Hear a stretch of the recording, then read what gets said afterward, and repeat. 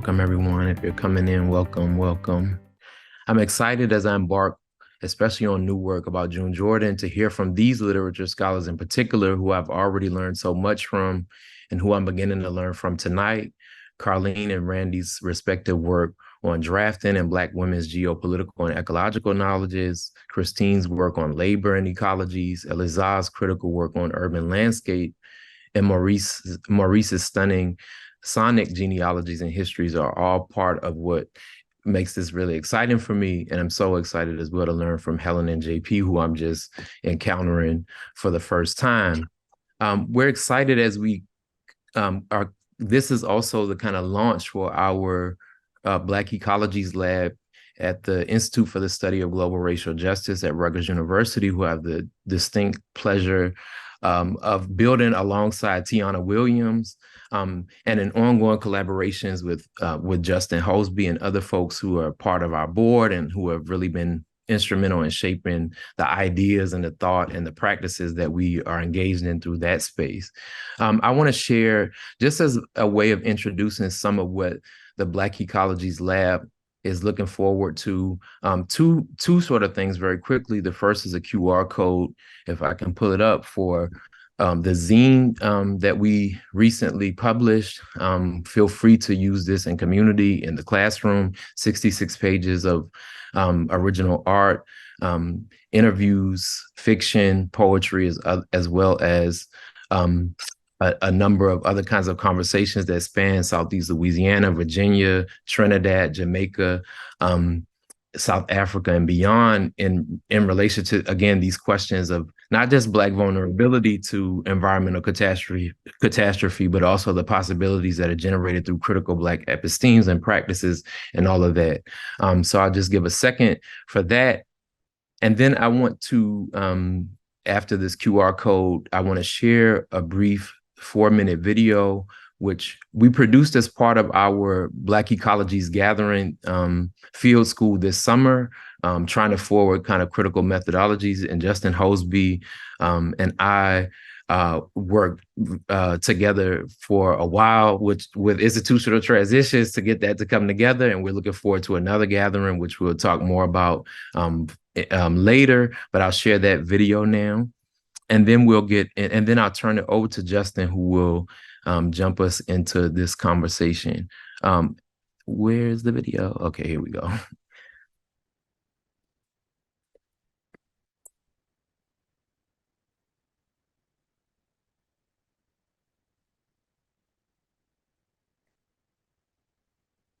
This is a historical gathering of folks, local community, educators, youth, scholars, artists, farmers, gardeners, all of us coming together in this way to really think about place and to think about where we are and to think about how where we are could be better in relation to our balance with the environment and also just in community.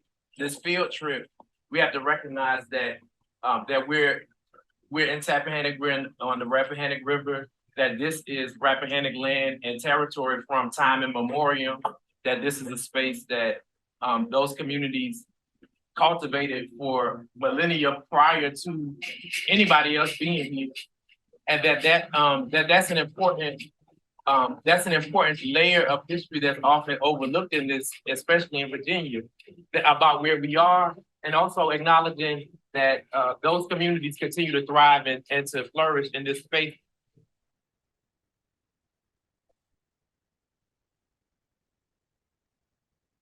I'm wondering, like, is that It's highly adaptable to where you are and the needs of your specific culture. Like most of the tribes here, because we were along the rivers, we do a lot of seafood.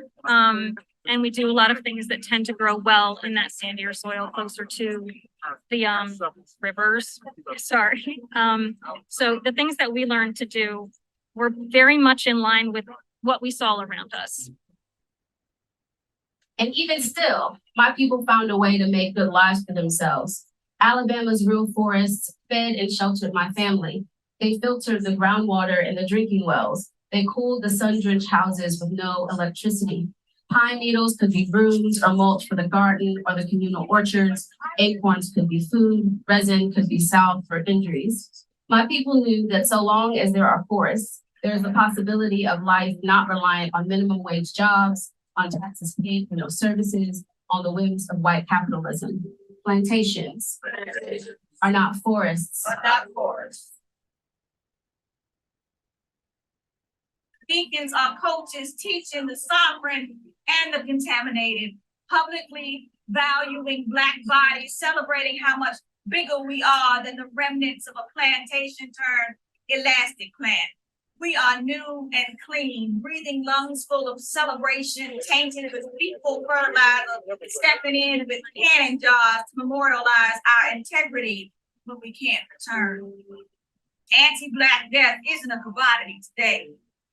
Black joy is legal, is an invitation down a street where we gather switches, conceiving ourselves creatively as a practice for generations.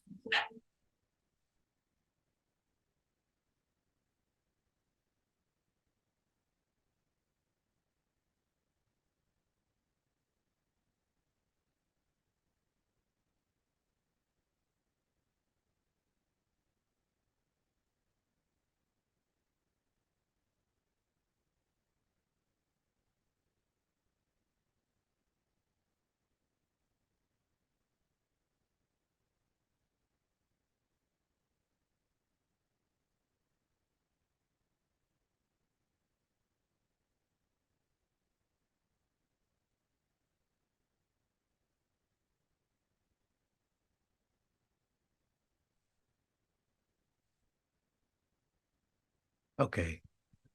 Thank you so much. I want to, just before I turn it over to Justin, I want to note our sponsors, which I forgot to do. Of course, the ISGRJ, which I mentioned, also Black Lab Experiments in Theoretical Black Studies. We're very grateful to the folks, Maurice, Wallace, and the folks in the English department for their support, as well as the University of California-Berkeley College of Environmental Design. We're very grateful to all these entities for supporting this program. Now I'll turn it over to you, Justin.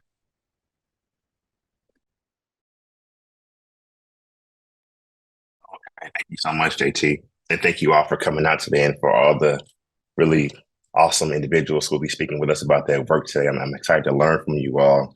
And thinking about the title of this particular gathering, Literature, Critical Ecology, and Black Ecologies, I think that I speak for both myself and JT and speaking to, although I myself am an anthropologist by training, JT's a historian by training, Black literary scholarship has been so critical to my own understandings of how to understand, how to interpret Black life, how to textually represent Black life as well. So I think in many ways, despite my training as a social scientist, quote unquote, I've always recognized the importance of Black literary scholarship and the importance of Black literary criticism in particular to my own ethnographic practice. Also, my best friend is a literature scholar as well, so that kind of helped as well. But in many ways, I think that I really see Black literary scholarship as really a reservoir for Black philosophical thought.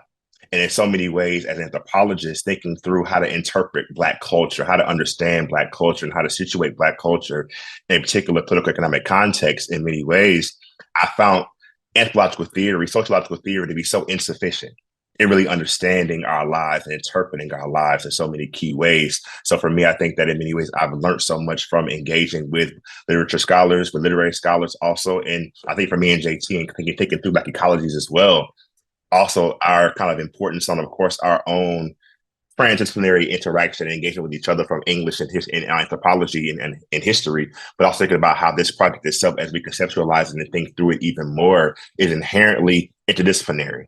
So, of course, the importance of always honoring and respecting the contributions of Black authors, Black literature scholars has always been critical to how we've thought through this idea. So I'm honored to be here. I'm happy to be here and also share this space with you all as well.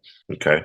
And thinking about, of course, introductions for today, I think that we decided that we didn't want to kind of linger too long. So, of course, I'll give a one sentence intro for everybody. But of course, as JT said, if you have any more things to add, if you actually want to kind of plug your recent texts or publications, feel free to do so as well when it's your turn to speak as well. So this will be a kind of a quick run through of just the names and institutional affiliations. Okay. So first we have Helen Ganiy, graduate student in the English department at Rutgers University. Then we have Dr. Randi Gill-Sadler, Assistant Professor of English and Africana Studies at Davidson College. We have Dr. Carlyn Ferrari, Assistant Professor of English at Seattle University. We have Dr. Elleza Kelley, Assistant Professor of African American Studies and English at Yale University. We have Dr. Christine Okoth, a Research Fellow at the University of Warwick in the UK. We have J.P. Sloan, Graduate Student in English at Rutgers University. And last but not least, Dr. Maurice Wallace, Associate Professor of English at Rutgers University. So I think that we're happy to have this convening today. We're happy to be able to see you all's faces, and also learn from you all. So thank you so much for your time today.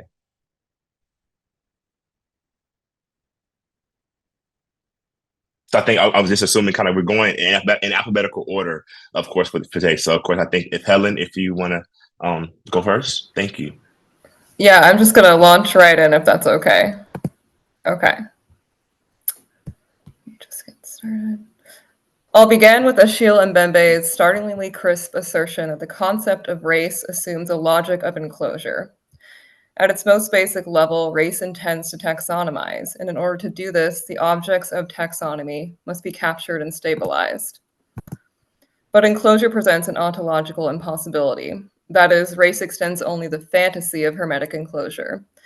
Inevitably, racial taxonomy encounters and is subject to the continuous waves of insurrection that besiege its borders and attempt to spill its contents. Every attempt to capture comes with the threat or the possibility of evasion, escape, and seepage. Blackness, in particular, manages to insist on the existence of loopholes, even as its ever-changing parameters rush to subsume the cracks and crevices where they might exist. A fundamentally adaptive mode of being that is always, no matter the moment or the conditions, occupying the bottom rung of humanity. Blackness is the animal man, the between animal and human. The desire for subjecthood manifests in ever-failing attempts to precisely because the terms of this demand, to be recognized as human, are set against the subjecthood of a being rendered object. The fraught relationality between the blackened and the non-human and environment evokes a post-emancipatory delirium, indeed exposes the profound failure of emancipation and the effects of its attendant fictions. Because Black subjectivity is ever in tension with the immobilizing unintelligibility of the non-human, ever seeking representation against the space of non-representability, racial justice is inextricably bound to and shaped by the flattened humanism of environmentalist discourse. It's therefore worth speculating whether attempts to redress racial injustice should no longer be parallel with or entail efforts to gain equal representation as human subjects. If there's one thing we might gain from this perspective, and I believe there are many, it is that the human category may have reached the limits of its utility, if only because of its implicit gesture towards enclosure and the violence that this entails. Diasporic studies build naturally into eco-criticism and post-humanism because the nature of both insists that we direct our energies towards rather than away from one another. Black literature affords particular opportunities to envision ontologies that lie beyond the semiotic overdeterminations and violent imaginary that is and has always been intrinsic to the human. Because Blackness defies stability, because it oozes, eludes, and transmogrifies, Black literature necessarily exists in a space that insists paradox and surplus as its enabling conditions. The strange and insensible become commonplace. The wayward and excess encourage schisms in time and space. Boundaries of species and environment hold little value in a metaphysics that belies orders of all kinds. The novel prospect of a transhuman identity looms in characters whose Blackness might at first be registered as unruly surplus, but who in fact reveal an existential paradigm of fugitivity operating outside the overburdened human construct. Eco-critical scholar Donna Haraway offers that the parameters of such an existence entail a reach over and beyond relationality towards entanglement. Entanglement, though, suggests any number of existential positions between the human, non-human, and environment, and fundamentally implies enmeshment at the point of or even beyond discernibility. Joshua Bennett's excellent reading of The White Peacock in Toni Morrison's Song of Solomon, for example, describes how milkman and guitar, upon encountering the strange bird on a neighborhood street, parse its presence through different relational modes, including its edibility, absurdity, and vanity. For Bennett, the peacock serves as, quote, a grand reminder of the young men's joint purpose, the heist that will make it so that they too might be visible, dazzling, valuable enough to send anything else beautiful into oblivion. Bennett imagines the peacock's capacity as both a stand-in for milkman and guitar, and a dazzling representation of a life marked by material comfort, but a lack of meaningful relation. While I admire this reading, I can't help but wonder what happens when we parse literary animals as pure semiotic containers, whose presence serves only to bear on the trajectories and self-figurings of human characters. Symbologizing the non-human human relationality distances us from interpretive vantages that might engage entanglement in all its aspiration or horror. Instead, we might interrogate the symbologizing tendency, the desire to enclose the non-human and environment in a space of human affectation, as an analytic and rhetorical mode that intentionally evades the prospect of entangled identities. When I think of entanglement, I come first to Edouard Glissant, whose vision of relation is distinctly rhizomatic and provides a conceptual frame for reimagining Blackness as not only perpetually unstable, but inescapably ecological. Within the figure of the rhizome, reaching and entangling, is the errant subject, who for Glissant signifies a poetics, quote, which always infers that at some moment it is told. Martitian author Patrick Chamoiseau has urged us to rethink relation through the hypothesis that modernity has generated the conditions through which relationality must emerge in a place, but in a place that is open and that is affected by phenomena that are a product of the totality of the world. Removed from the usual intercommunal ties that determine relation on Glissantian terms, the image of the rhizome as the creeping stalk that reaches towards fellow roots in its framing of self is expanded to consider the soil which surrounds it, the water and minerals that nourish it, the sunlight that photosynthesizes its mother plant, and the ground life that aerate, circulate, and invigorate its environment. To ponder relation in this way is to contemplate the proximal support of the entire ecological system that cultivates and sustains the rhizome's reaching movements. But because relation is fundamentally a theory of identity, it unavoidably circles a protected individuality. Haraway's terms terrapolin and companion species offer modes of subversion that avoid the usual humanist pitfalls intrinsic to post-human discourse, including the term post-human itself, which she insists is much too easily appropriated to serve ultimately humanist ends of self-preservation and special exclusivity. Companion species, she says, are engaged in the old art of terraforming, in mutual recognition of each other. Terraforming is more than the act of spatio-environmental shaping. It is also an essential metric of the co-becoming equation that describes her speculative theory of terrapolis, quote, an n-dimensional niche space that is at once a story, a speculative fabulation, and a string figure for multi-species worlding. Terrapolis upholds the promise of perpetually becoming with amongst companion species, which includes humans, in an earth vision that realizes the presupposition that, quote, nature's, culture's, subjects, and objects do not pre-exist their intertwined worldings.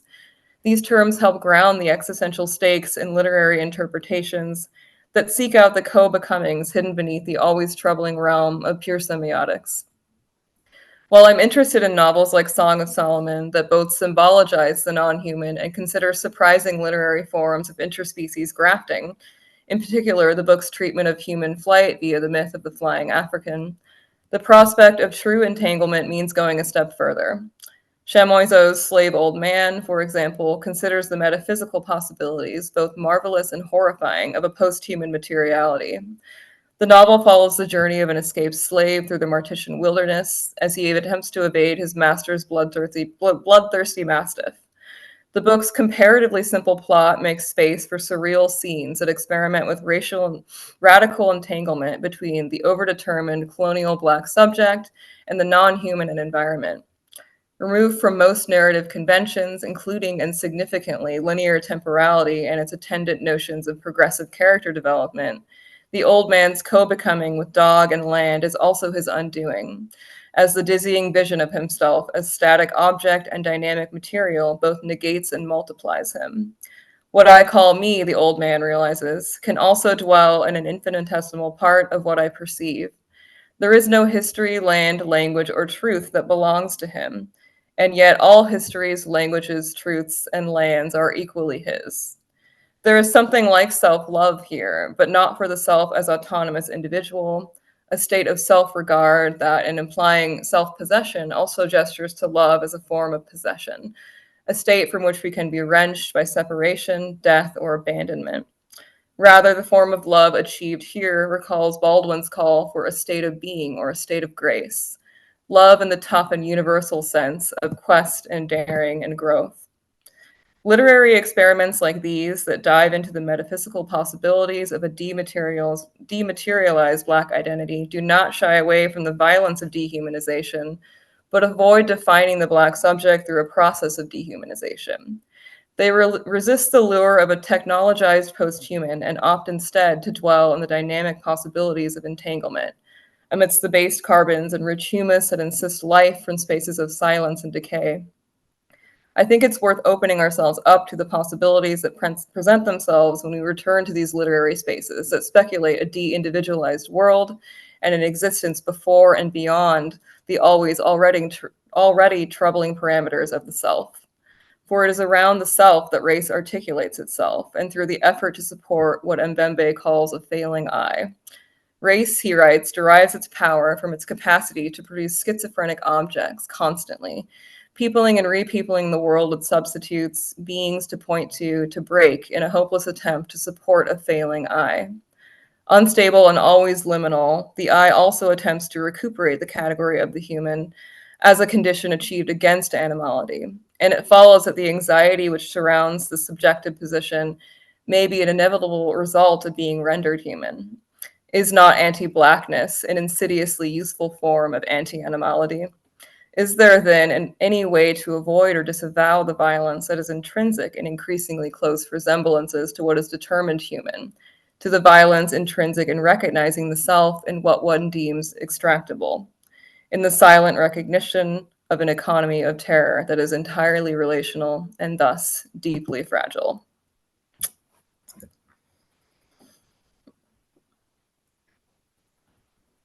Thank you so much, Helen. Thank you. Thank you for that. Yes, Professor Gill-Sadler. Okay. Thank you all for the invitation. And I'll just start by saying this is a few sketches from my book manuscript that I'm working on. So I'm excited to hear what you all think. If I asked you to map the geographies of the Black women's literary renaissance of the 1970s and 1980s, what places would come to mind? Would you arrive at the bottom of Toni Morrison's Sula? Or would you perhaps follow Alice Walker and march through Florida in search of Zora Neale Hurston's grave? Or yet still, would you find yourself in Ntozake Shange's choreo poem for colored girls who've considered suicide when the rainbow is enough, with the lady in red outside Baltimore, or the lady in blue outside Manhattan, or with the lady in brown in St. Louis, searching for Toussaint Louverture, only to find Toussaint Jones instead? While any and all of these geographies are suitable, and perhaps the most notable geographies of this period of Black women's literary history, I want to draw another map of this period. I come to this discussion of literature, critical theory, and Black ecologies through a mapping of archipelagic scenes of U.S. empire in the literature of the Black women's literary renaissance. A map that takes us to the shores of Grenada, where Audre Lorde landed only 6 weeks after the U.S. invasion, quote, wanting to know if the island is still alive, end quote. A map to the straw markets in the Bahamas with June Jordan for Easter vacation, where Black American tourists learn, quote, the ruthless rules of negotiation, end quote, for arguing with Bahamian women from white tourists. A map that includes the fictional islands of Bourne Island and Willow Springs from the works of Paul Marshall and Gloria Naylor, respectively, where Black communities fight against land dispossession. In constructing what I describe as the archipelagic circuit of the Black women's literary renaissance, my goal is not merely the elaboration of existing geographic and ecological nodes of Black women's literary history toward existing political or epistemological ends, Instead, I draw our collective attention to the archipelagic circuit as it is the ground on which Black women writers posed urgent questions at the intersections of Blackness, empire, and ecology. More specifically, from various archipelagic sites, Black women writers question the diasporic, political, and ecological consequences of Black Americans' growing participation in and conscription into U.S. imperialism. Indeed, for Audre Lorde, it was the sight of Black American soldiers storming the shores of Grenada, guns drawn in the face of Black Grenadians, that prompted her to assert, quote, "Sisterhood and survival means I consider what does it mean to be a citizen of a country on the wrong side of every liberation struggle on this earth," end quote. Watching Black and white tourists alike bargaining down prices of Afro-Bahamian women's goods in the straw market catalyzed June Jordan to inquire whether she might be the monster that Olive, the Afro-Bahamian hotel worker cleaning her room, needs to ultimately get away from. And it is in the woods of the fictional island of Willow Springs that Naylor's titular character, Mama Day, warns the reader against colonial hierarchies of life, lamenting, quote, "Can't nothing be wrong in bringing on life, knowing how to get under, around, and beside nature to give it a slight push.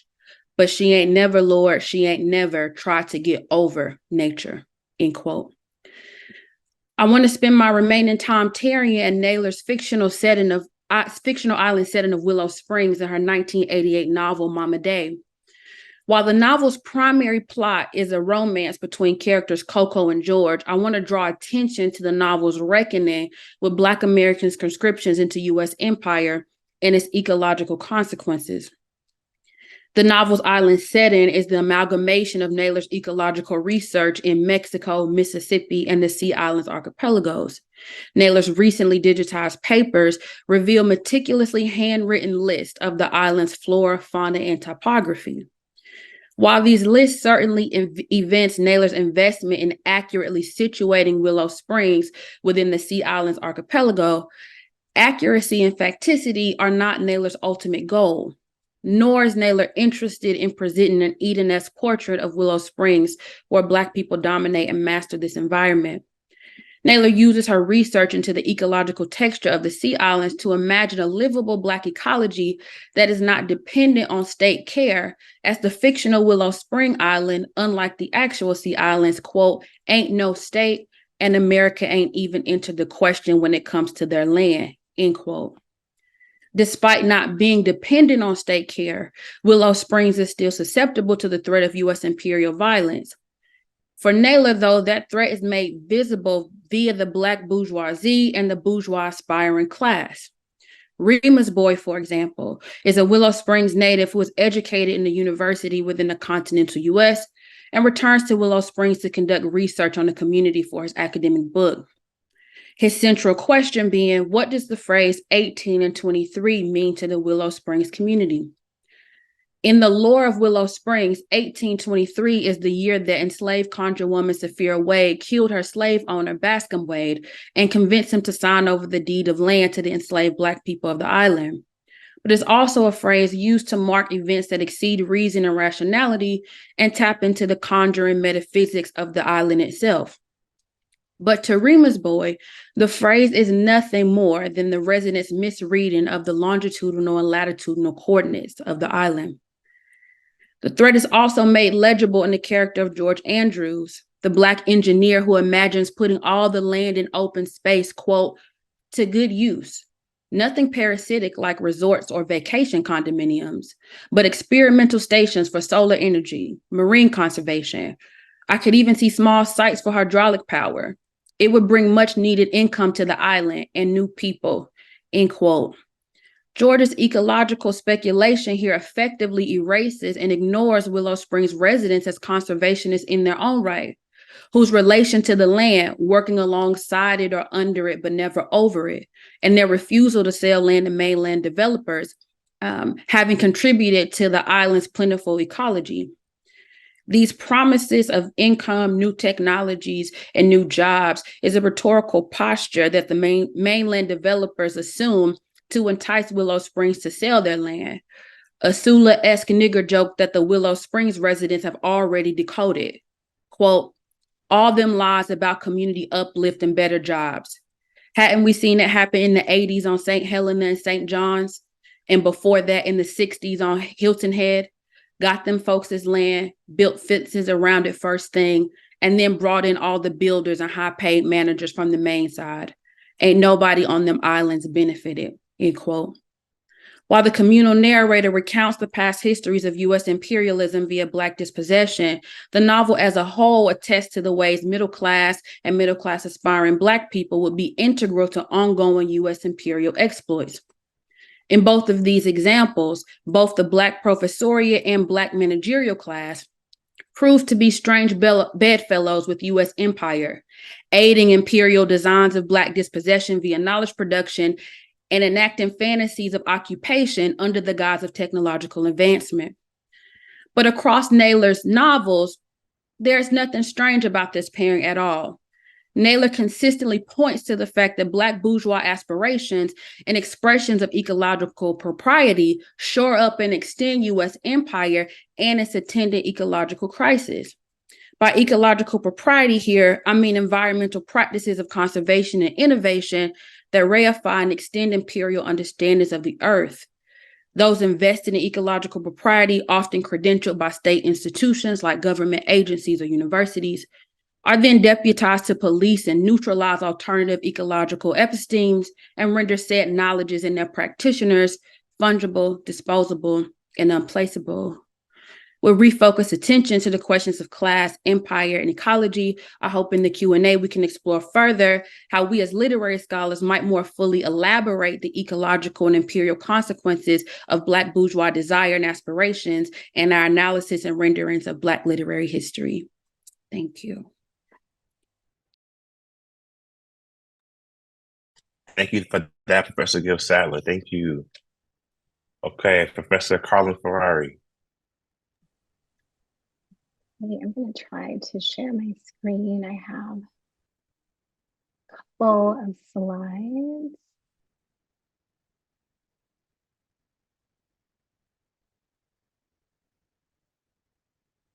Okay, hopefully everybody can see that. All right, good evening, everyone. I first want to thank Doctors J.T. Roane, Justin Hosbey, and Maurice Wallace for the invitation to be here. Very broadly speaking, I'm interested in how Black women theorize the natural world, and the central questions that drive my research are, why are Black women writing about the natural world, and what does the natural world look like from their perspectives? And so I'm searching for, I'm trying to develop a language and an understanding of what a Black feminist eco-criticism might look like. And today I am going to talk about a work in progress on Gail Jones's 1975 novel Corregidora, and analyze how she places Black womanhood in the natural world in conversation to articulate an anti-dominion critique.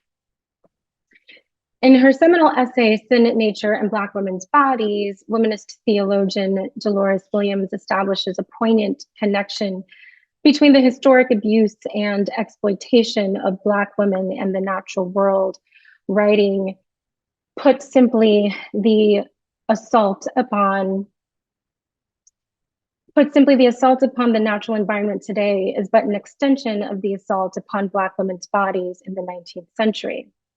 Williams names this assault as a sin, amplifying the heft of this assault and underscoring her anti-dominion critique. I want to suggest that Gail Jones too is establishing this connection in Corregidora, and that this novel lays bare the ways in which colonial legacies are mapped onto Black women's bodies, and that ultimately the novel is a condemnation of the assault of Black women's bodies and the land. Corregidora is fraught with the cyclical nature of sexual assault, trauma, domestic violence. It is often analyzed through the lens of the blues. It follows the journey of Ursa Corregidora, a blues singer who struggles to come to terms with her identity after being rendered infertile. What is particularly instructive about this text is that it situates Black womanhood and the Black female body within the context of colonialism and slavery and juxtaposes these histories.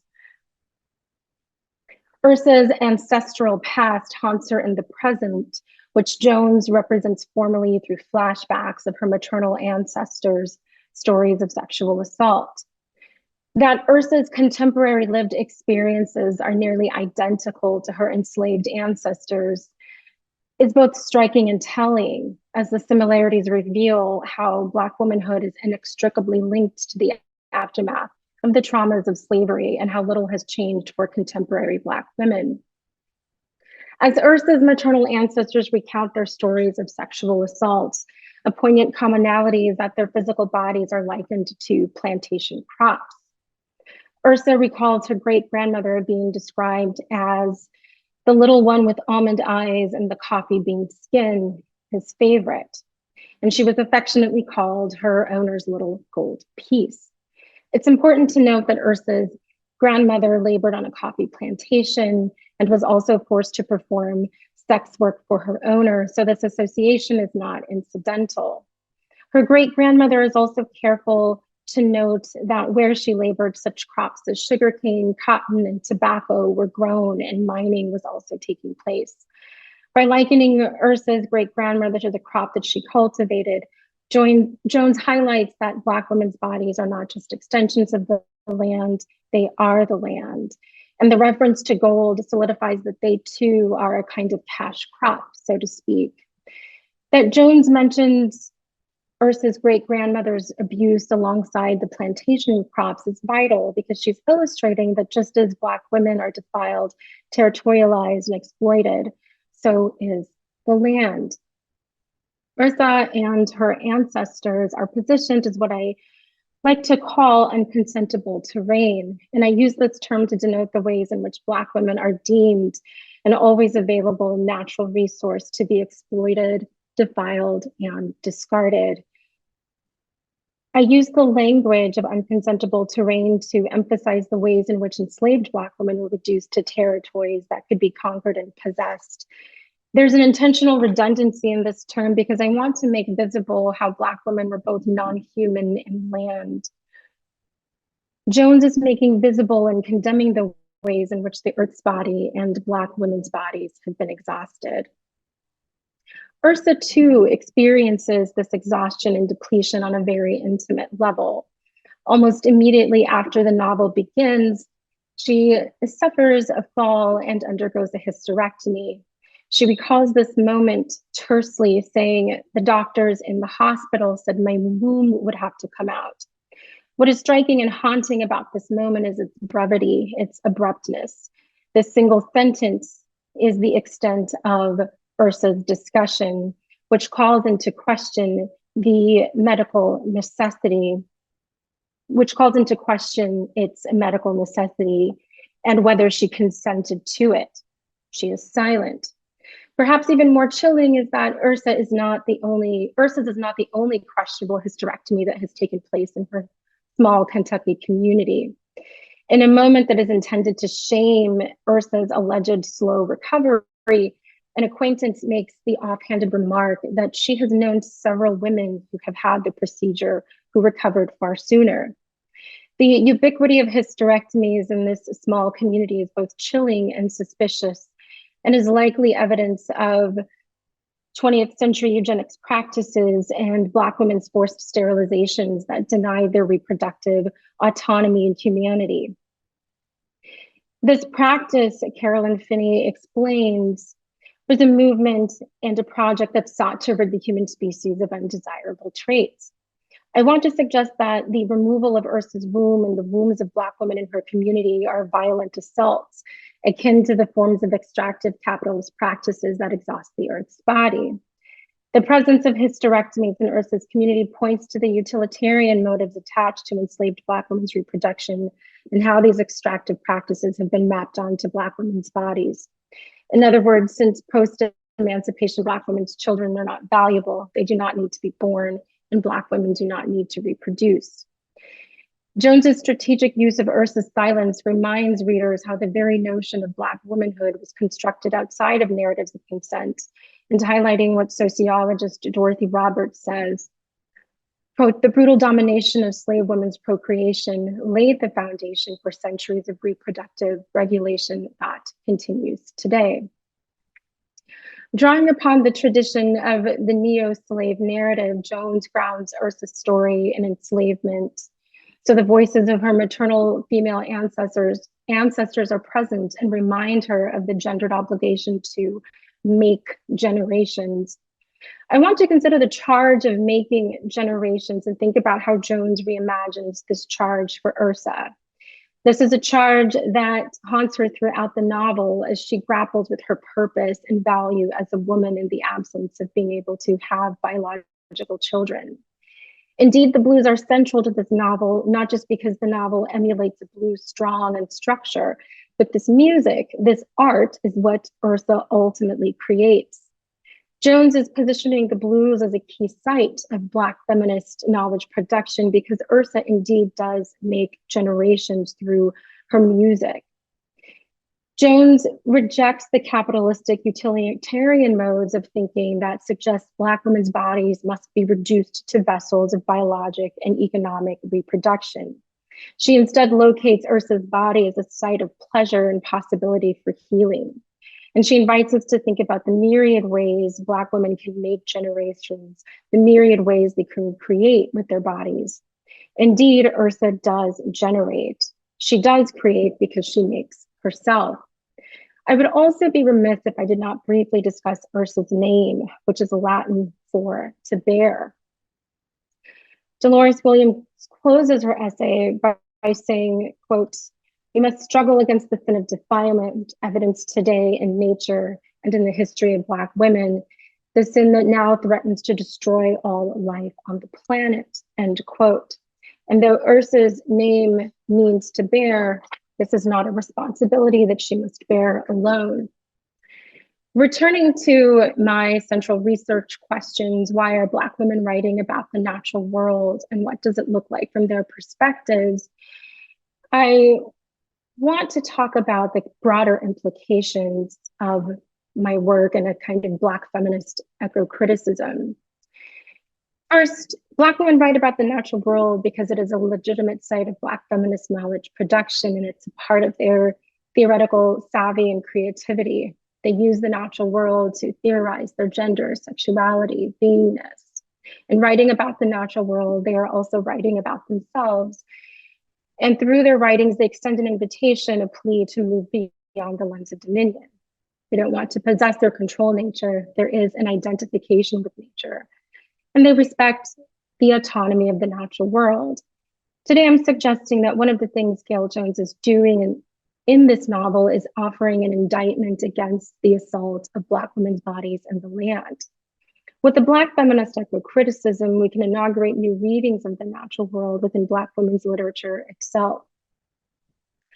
In closing, I want to mention that during such periods as the New Negro Renaissance, Black women writers were dismissed for their affinity for natural world idioms. I also write about poet and civil rights activist Anne Spencer, whose poetry was dismissed but is rife with anti-dominion critiques. So in closing, I will offer a poem of hers entitled "God Never Planted a Garden." God never planted a garden, but he placed a keeper there. And the keeper ever raised the ground and built a city where God cannot walk at the eve of day, nor take the morning air. Thank you.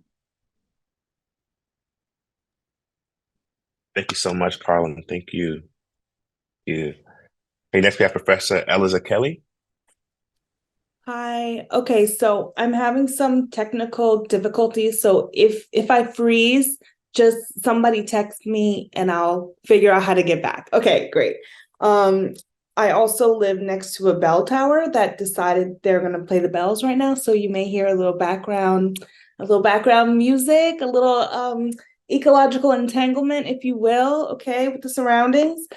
So first of all, thank you so much for this generous invitation and just for the opportunity to share space with all of these brilliant thinkers. I'm already very struck by some of the connections that I think hopefully we'll sort of see between what I'm going to share and what we've already heard. I'm just really excited to engage with everyone. I think I'm like right at 12 minutes, so I'm going to just kind of stop talking and jump right in. Thanks. So, I don't have slides. Sorry. I'm a hot mess. Hold on. Okay. Share this. There we go. Okay. By now it is clear that some borders are not borders, but pens. The events of the last 12 days have clarified that for many, but it is a knowing that extends across history and geography. For example, we know that Jim Crow was not a simple dividing line with symmetrical equal sides, but rather the circumference of an enclosure.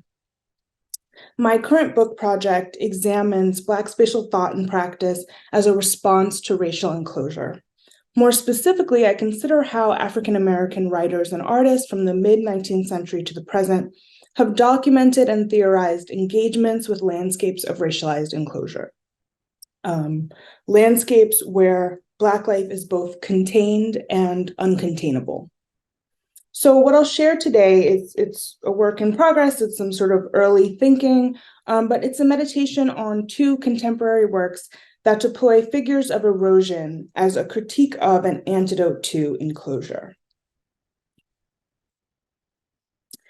In their site-specific works, Marsh Ruins and Mulberry Fields, artist Beverly Buchanan and poet Lucille Clifton respectively offer sacred stones that memorialize refusals of racial enclosure. These markers of unfenced life invite wild growth, erosion, and entanglement, providing sites to imagine and plot a vision of freedom without enclosure. Buchanan's 1981 environmental sculpture, Marsh Ruins, is set low into the earth in a place where land and sea commune, the Glenn County salt marshes of coastal Georgia. For 19th century poet Sidney Lanier, composer of The Marshes of Glenn, which some people may know, the marsh was synonymous with freedom. Ye marshes, how candid and simple and nothing withholding and free, ye publish yourselves to the sky and offer yourselves to the sea. To be between sky and sea, to be vast and open, is to be free. But not only are the marshes free, the space of the marsh frees the speaker as well. Oh, what is abroad in the marsh and the terminal sea? Somehow my soul seems suddenly free. For the county's Black residents who would have grown up memorizing and reciting Lanier's poem in school, such freedom may have held a deeper significance. Marsh Ruins looks out onto Ebo Landing, where in 1803, several captive Africans drowned themselves rather than arrive onto the shores of the New World as property. Until just last year, 2022, there was no official marker commemorating this act of collective resistance. Buchanan was aware of this history in 1981 when she began to forge the three large stones that would eventually become Marsh Ruins. And you can see them sort of partially obscured in the middle of this photo. The stones were made of cement and tabby concrete, a building material commonly used during slavery, which required oyster shells to be crushed, burned, and turned into quicklime, relying heavily on enslaved labor. Tabby was also used by the Gullah Geechee before and after slavery to build dwellings and mark graves. Through these references, Buchanan evokes a material history of slavery, racial enclosure, and its resistance.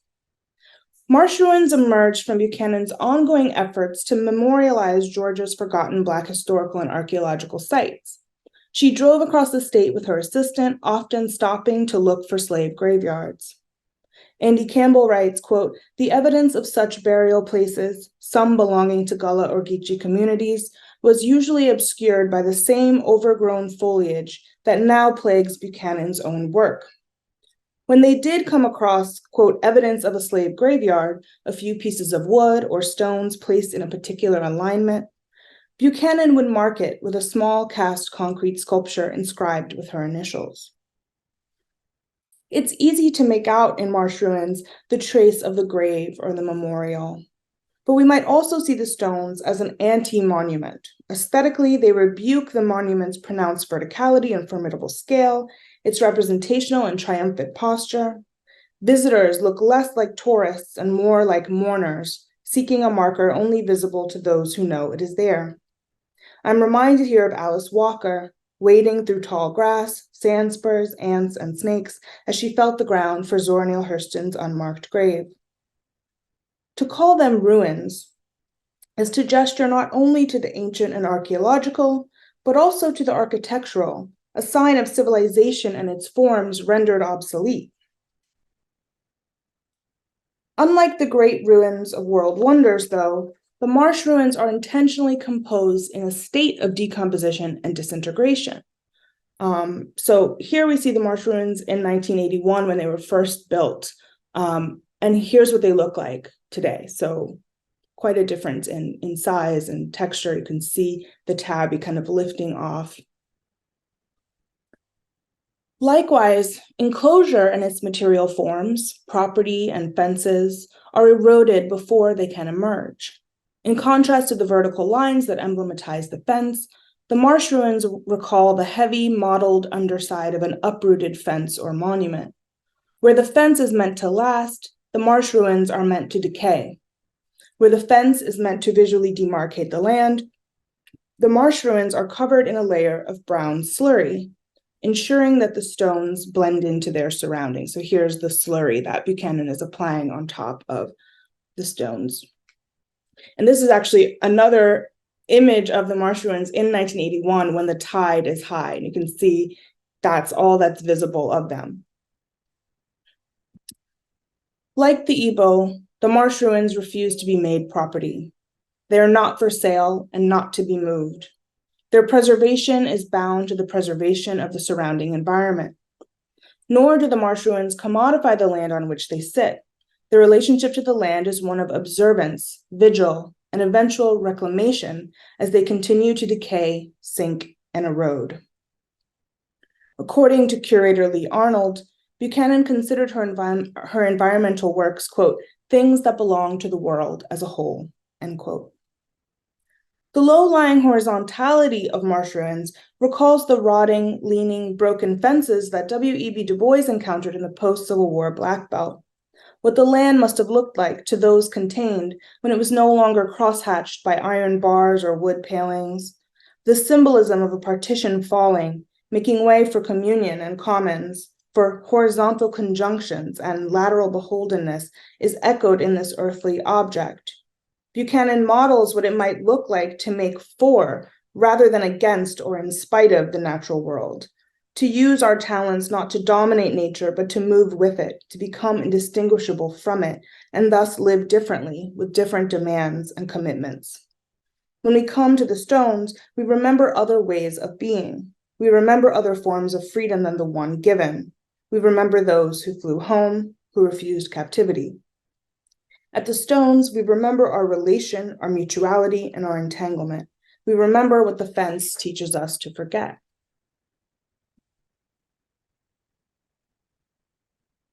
While living in St. Mary's County, Maryland, Lucille Clifton visited the historic Mulberry Fields plantation.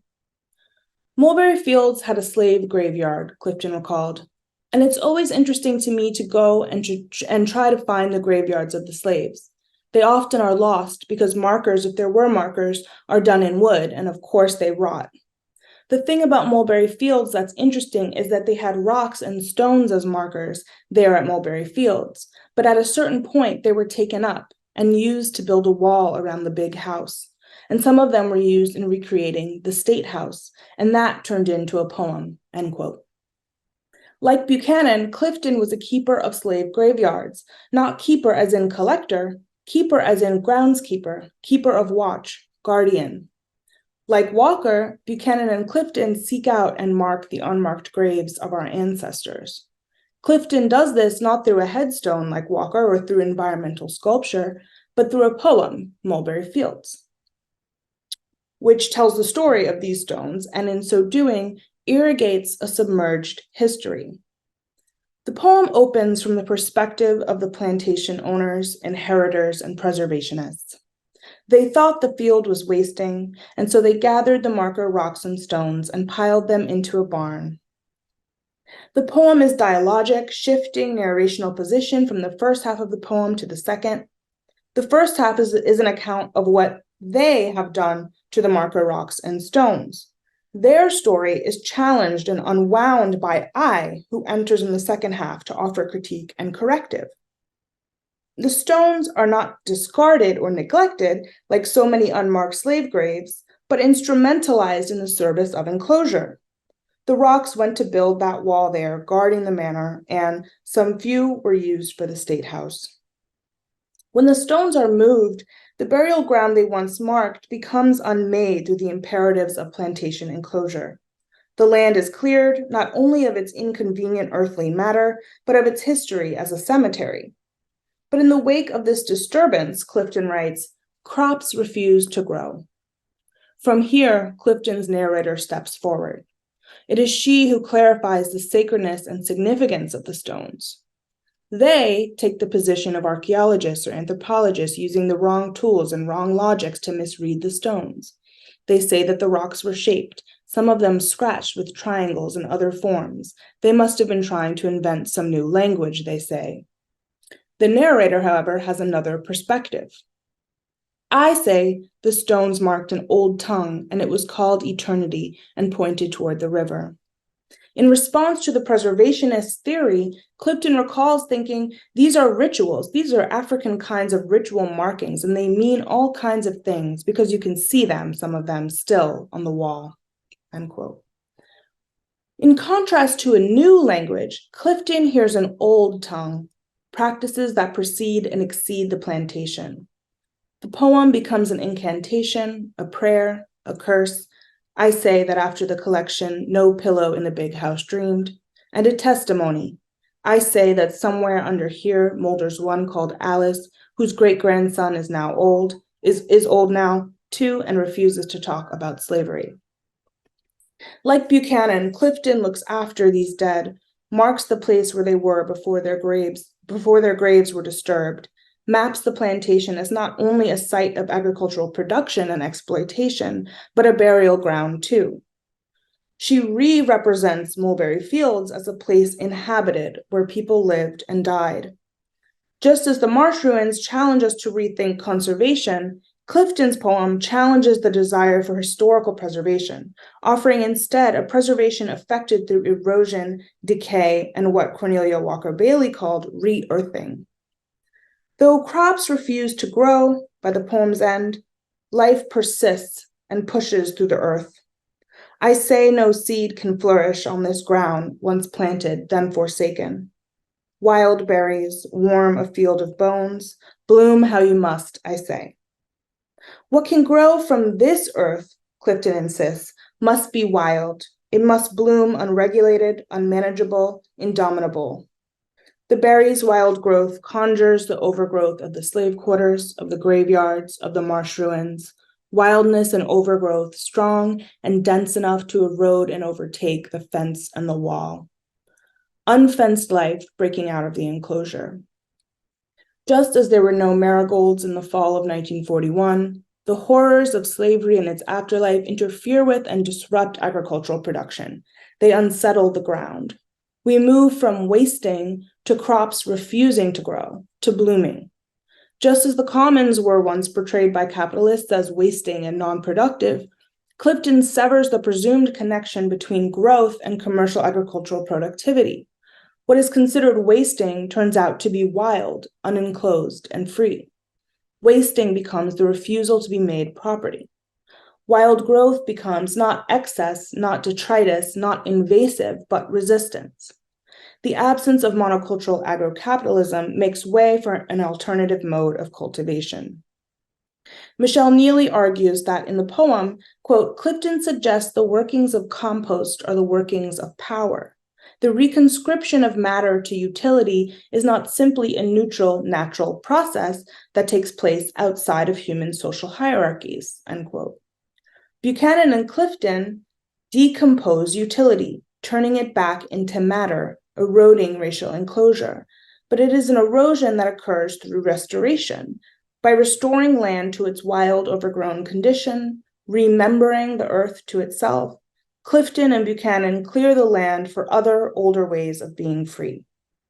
To mark sites of Black life is to unmark those technologies of racial enclosure, to wear them away, to wither their growth and waste their fields.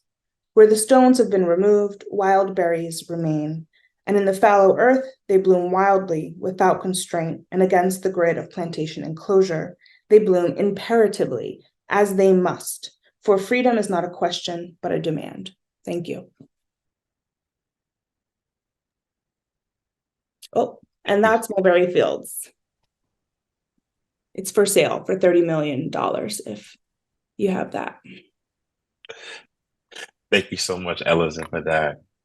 Dr. Christine Okoth.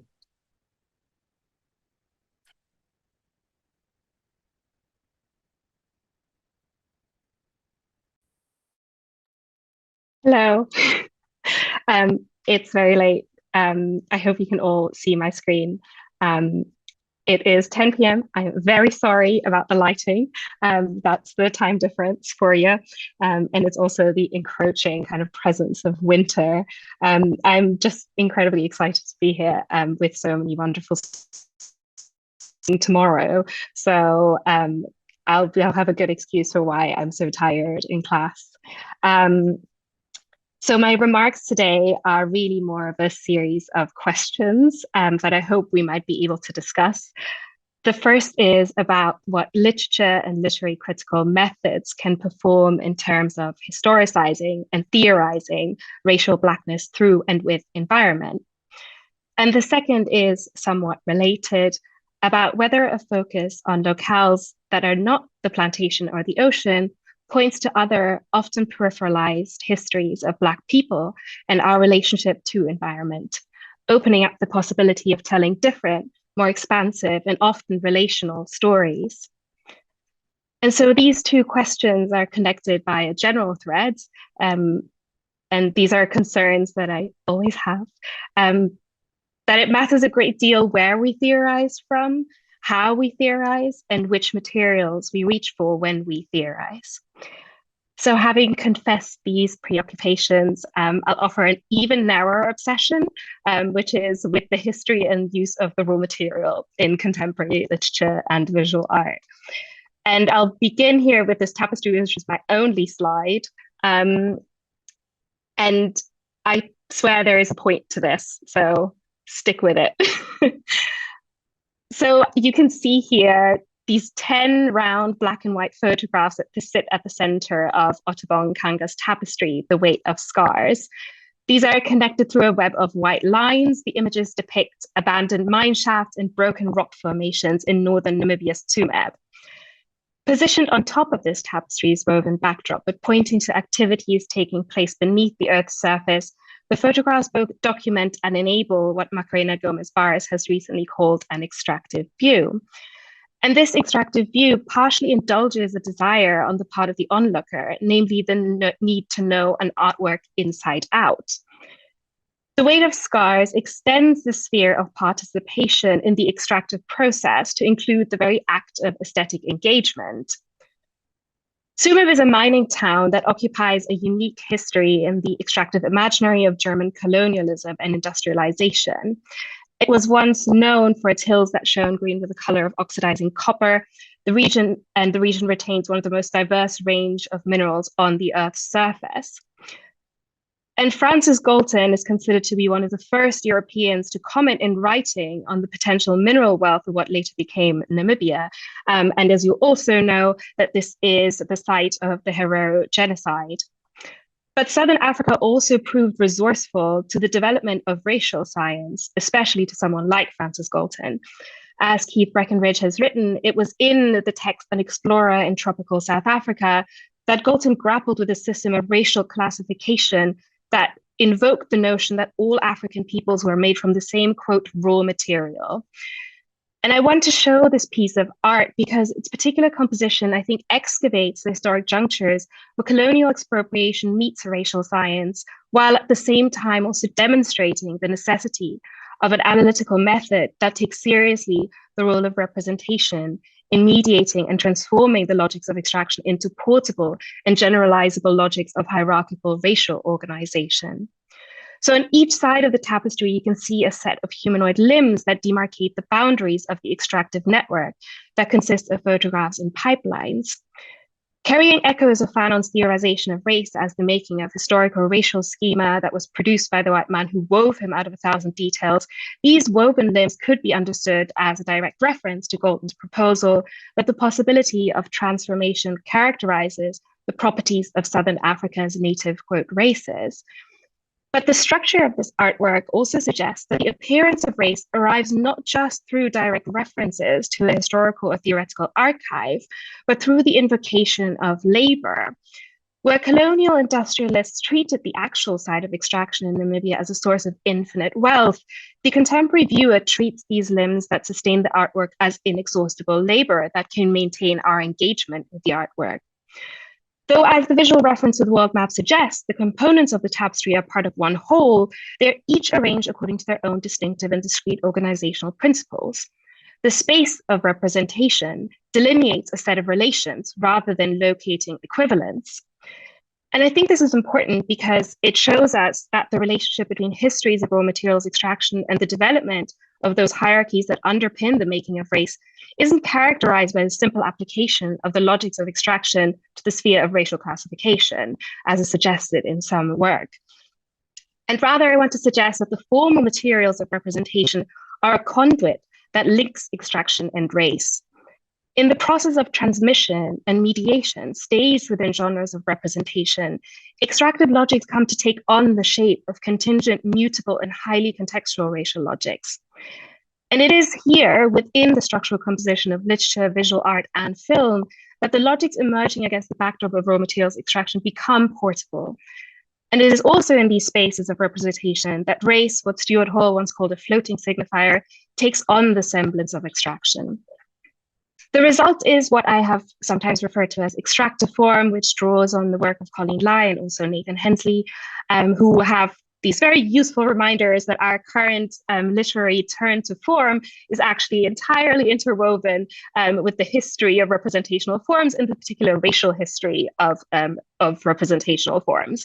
Extractive form is itself a conduit through which to read for race in the literary archive and a way to acknowledge the way that literature's very composition is implicated in the continuation of racial logics. And extraction in this case refers not just to the actual site of resource extraction, but to how that site produces an expansionary and portable extractive logic that acts as the literary formal condition in which Black writers have to write, because these are the genres that are often inherited.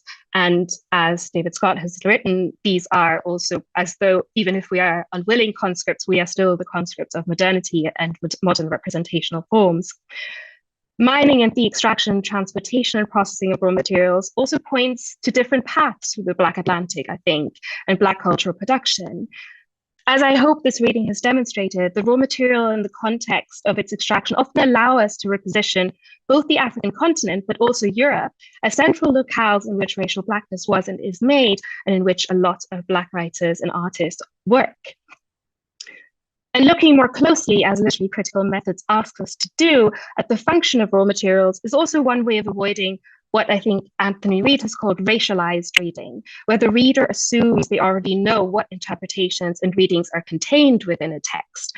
Often the raw material functions as a way to disrupt that process because it tries to unmake the assumptions about genre and representation that we've inherited.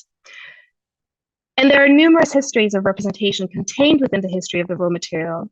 And so something we might be able to think a bit more about is how historical and geographical specificity can open up numerous interpretive avenues for literary critics.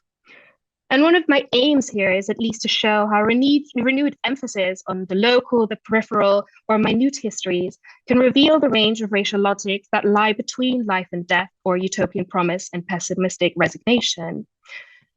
And more than being the epistemological vehicle for the transformation and transmutation of extractive logics into racial logics, the forms and genres of literature also contain the materials for a structural reordering of those logics and the world.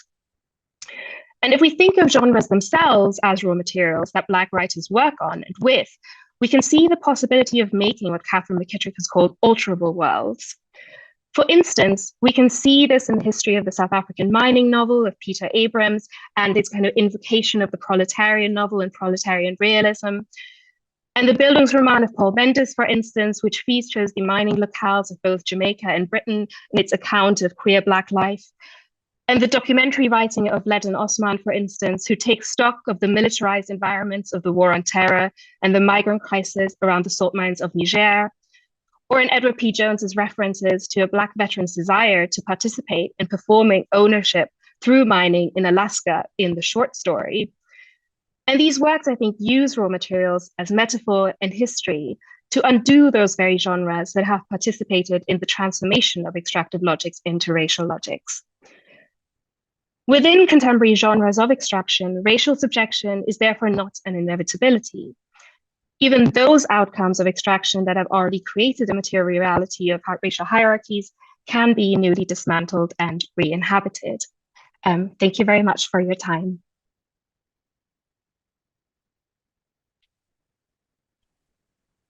Thank you so much, Christine. Thank you.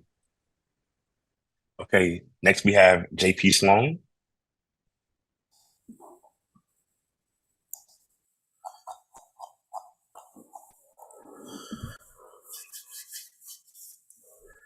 Okay.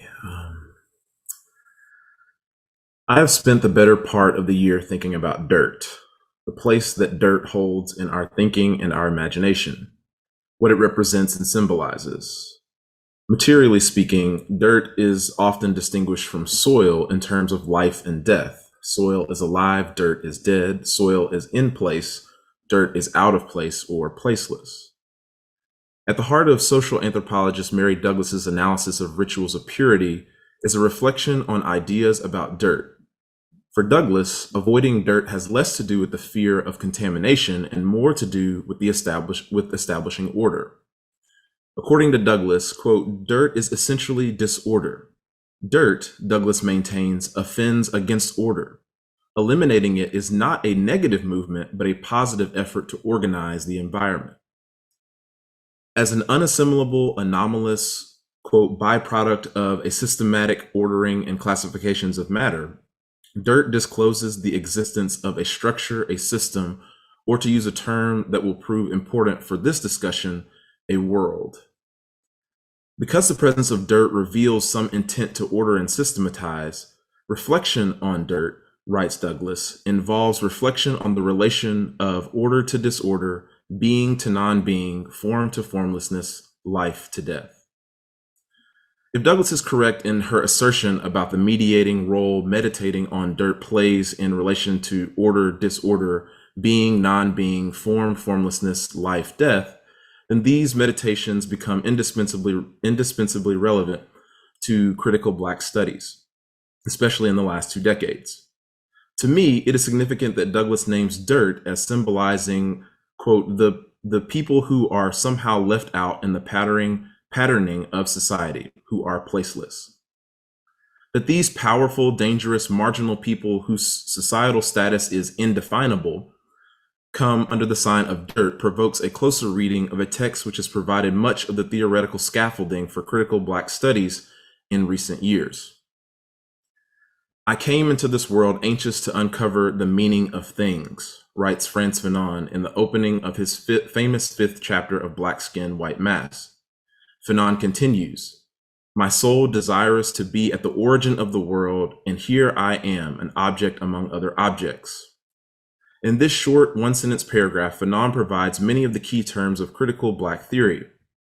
Terms such as thing, object, and again, most pertinent for my thinking, world. What receives less attention, however, is the slur which begins the chapter, dirty nigger.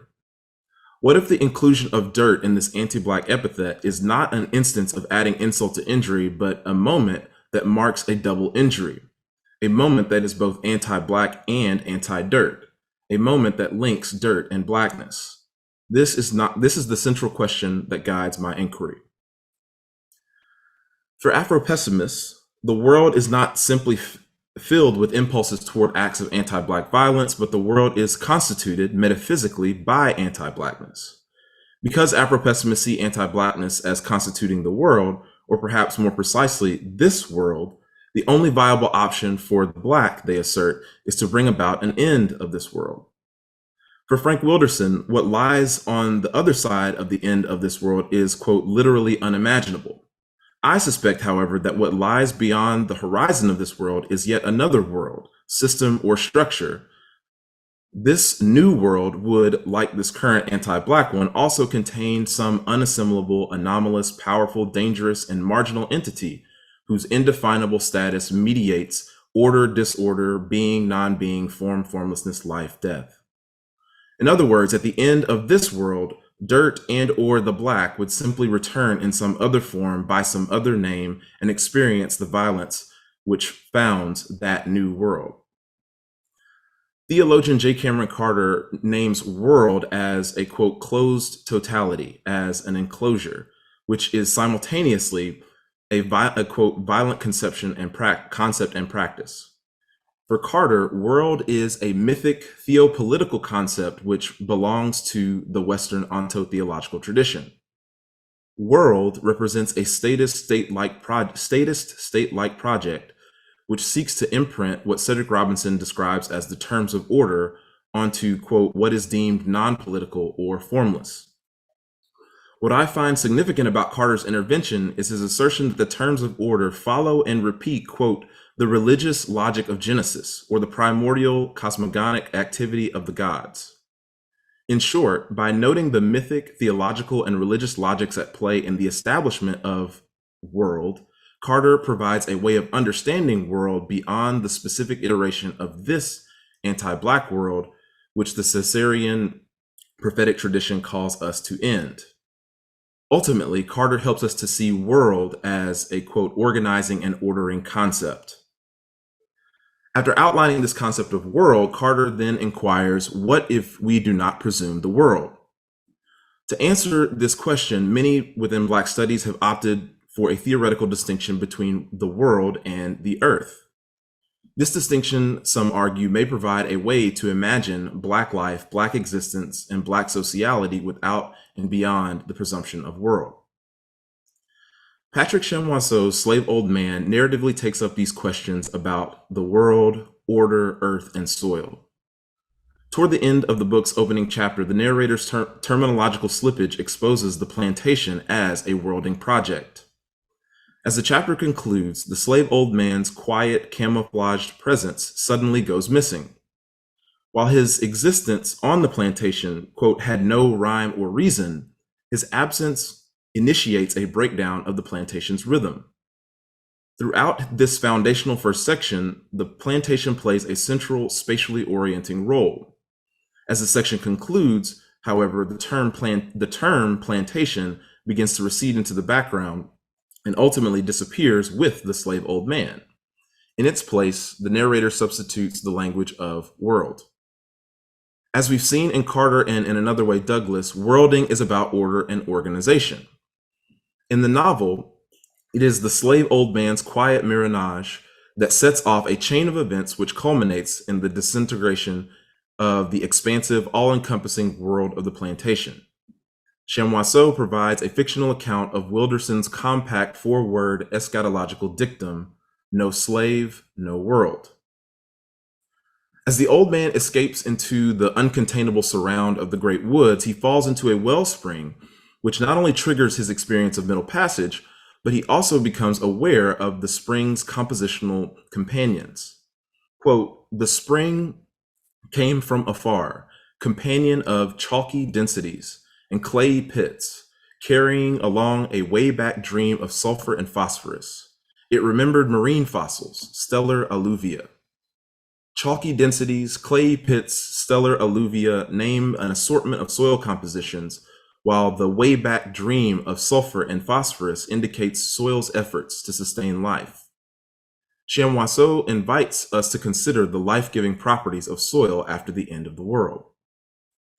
The old man's experience and understanding of the wellspring's compositional companions brings to mind Achille Mbembe's reflection on Edouard Glissant's theorization of silt.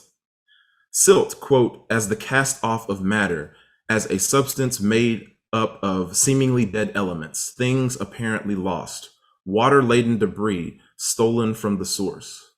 This silt acted as, quote, a fertilizer which gave birth to new forms of life, labor, and language. Thinking in terms of soil, we are prepared for apparently lost things to be found where they are not supposed to be found as soil. We are prepared for seemingly dead elements to bring about new forms of life. Unlike the world of the master enslaved old man, soil is not afraid of disintegration. Disintegration is integral to its decomposition. For soil, death does not signify end, but beginning. Reading for and thinking in terms of soil at the end of the world offers a balm of hope for all of us, especially those of us who have experienced the plantation and continue to experience its deadly logics. But it is vitally important to note the theoretical sleight of hand I have used in the last half of this presentation. While soil may in fact reorient and transform our understanding of what it means to be cast off, debris, lost, and dead, what exactly does this mean for dirt? To be sure, the soil thinking of Chamoiseau and others invites us to participate in, gets us closer to dirt than thinking in terms of the world, the human, or even the earth. Nevertheless, one of the critical gifts I contend of Afro-pessimism, as I understand it, is its insistence to remain in the hold of the ship, or in my terms, to remain in the dirt. We should proceed with caution when moving to valorize the vibrant and verdant other worlds which ecological thinking, even Black ecological thinking, reveals. The celebration of what Joshua Bennett poetically describes as the limitless persistence and tenacity of microscopic invertebrates should be tempered by our penchant for abjection en route to creating new worlds and new modes for existence. This is a warning that, based on the lived experience of dirt and the Black, we would do well to heed. So many Black traditions, critical, literary, radical, Aretha Franklinal, have asserted respect as an indispensable and non-negotiable for any way of life that involves Black people.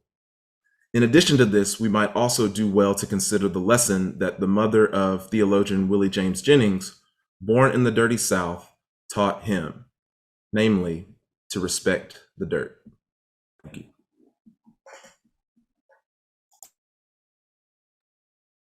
Thank you so much for that, JP. And I misspoke in your introduction, Maurice, so forgive me. Let me kind of restate everything. So introducing Professor Maurice Wallace, Associate Chair of the English Department at Rutgers University and Professor of English. Thank you. Thank you, Justin. You didn't have to do that, but I appreciate it.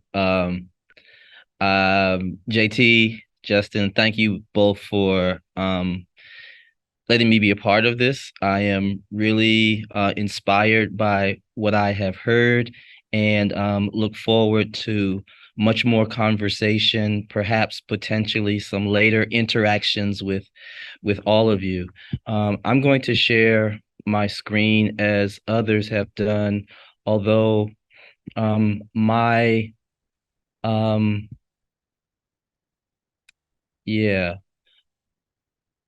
slides, I think this is it.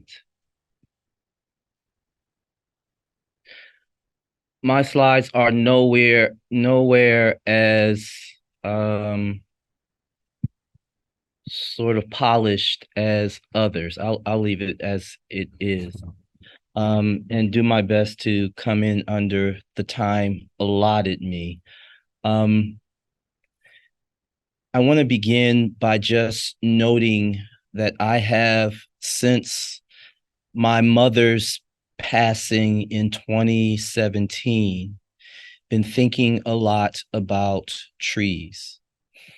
this first slide conveys an image of a tree that my mother knew and grew up with from her childhood in small town Eufaula, Alabama, and which she inherited from her father and gleaned pecans from annually until her 2017 death. In some ways, then, my thinking about trees was inspired by my mother. But I want to talk about a different kind of tree today. And before long, you will hear precisely the tree I have in mind. The shorthand for the tree I want to talk about is the Black tree. And this June Jordan stanza is something of an epigraph for my thoughts today. The tall Black trees of winter lifting up a poetry of snow so that we may be astounded by the poems of Black trees inside a cold environment.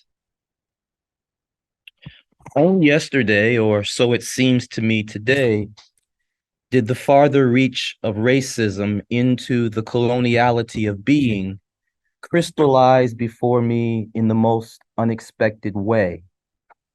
The unusual email from a neighbor I'd never met to all 270 residents of the Ashcroft neighborhood in Charlottesville, Virginia, may have meant well to call collective attention to a threat he perceived to the environmental health of Pantop Mountain, around and upon which the Ashcroft community sits, but its neighborly warning about the propagation of a certain species of tree in the community had the effect rather of confirming my suspicion about a growing anti-Black sentiment among my neighbors. They would have, of course, strenuously denied any such sentiment on the mountain, but reading between the lines of that March 2023 neighborhood notice, we only sold our home there in April, I had no more doubt that in some deep-seated way, my neighbors, overwhelmingly white, stood against me. The notice read in its entirety. As many of you know, the ailanthus, also known as the tree of heaven or paradise tree, have been spreading throughout our neighborhood for several years. According to the Blue Ridge Partnership for Invasive Species, these trees are a furiously aggressive invasive species. By the way, the writer rendered these words, which are quoted from the partnership in bold print for emphasis: furiously aggressive invasive species. These trees poison the soil, wreck the fields and forests, and host the spotted lanternfly. They are both male and female ailanthus trees. While both are bad for our ecosystem, the female trees are especially detrimental to our neighborhood as they create seeds that are spread by the wind, birds, and other animals. The female tree can be identified now and for the next few weeks by their light-colored seed pods. Please help stop the spreading of these invasive trees by identifying the female trees now. Either paint or tape the trees to be removed later in the season. Please refer to the Blue Ridge Partnership fact sheet on how to best permanently remove these trees. Removal involves a combination of herbicides and cutting them down depending on the size. If trees are just cut down without treatment with herbicides, they will return with numerous shoots throughout your property. End of quote. The racist logic abiding just below the surface of environmental concern for Ashcroft's ecological stability, indeed the social logic of race, apart from which the ecological danger augured here has little notional coherence, hardly requires training in academic close reading to parse in this East Charlottesville neighborhood alert. It takes only the sort of person who has learned to listen carefully by mortal necessity or historical conditioning, often enough both, to the adaptive grammars of anti-Blackness embedded, as Spillers put it, quote, in the bizarre axiological ground of modern social thought, to cognize the transposability of Blackness and treeness in this arborcidal cri de coeur for Ashcroft's ecological life. The ailanthus, also known as the tree of heaven or paradise tree, I mean to say, is very clearly, under this grammar, us. Even more pointedly, the Black women among us. That our liberal arborist next door neighbor has strategically withheld the ailanthus's other alias, ghetto palm, scarcely matters to this certainty about the Black ailanthus correspondence in my neighbor's obsessive Marjorie Taylor Greene environmentalism.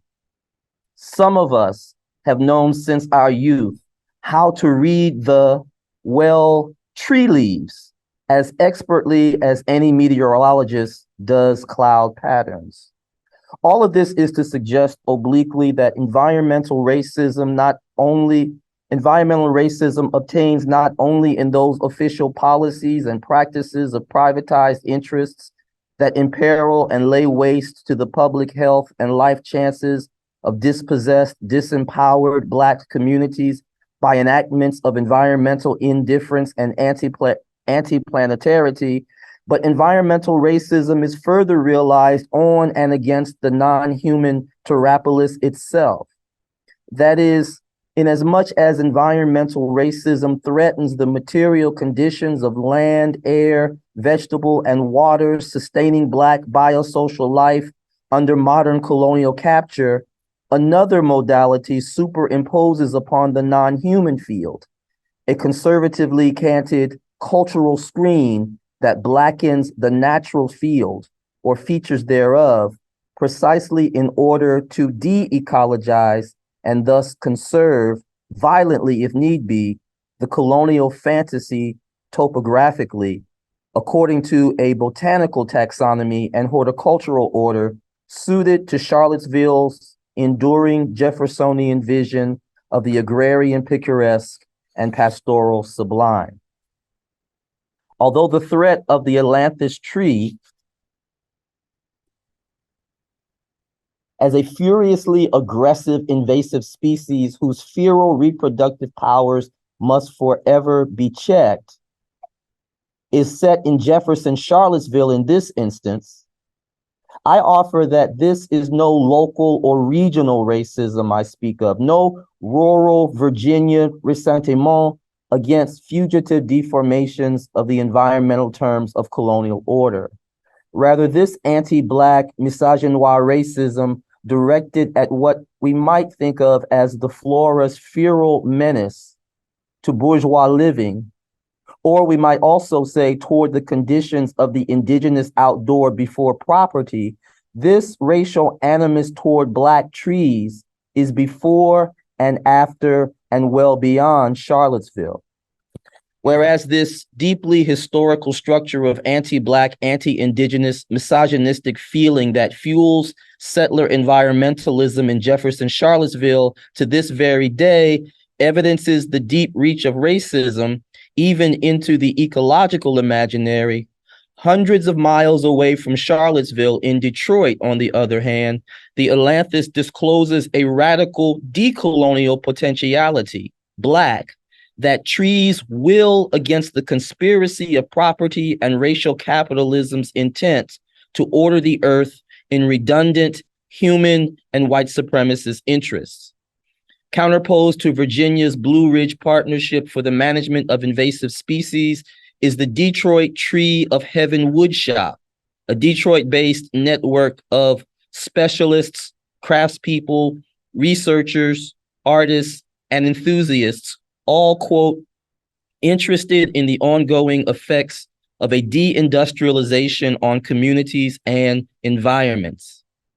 Roaming through the deserted inner city areas of Detroit, a near synonym for post-industrial urban, post-industrial urban ruin, the quantity and height of tree of heaven specimen functions as a signifier for how long a place might have been abandoned.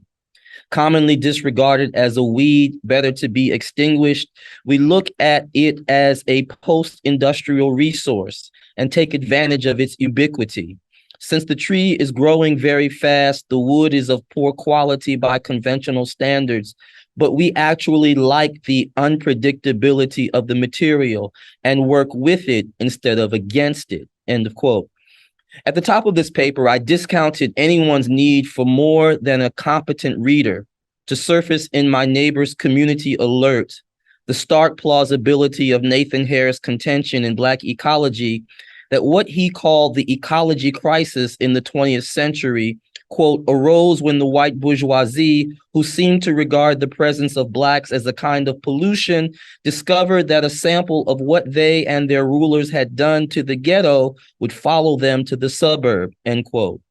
But parsing the levels of meaning obtaining to the impulse among Detroit's ghetto land conservationists and woodcarvers to want to, quote, work with instead of against the city's Black trees may well require keener sensitivities than the minimal reading skills that competency alone would suggest.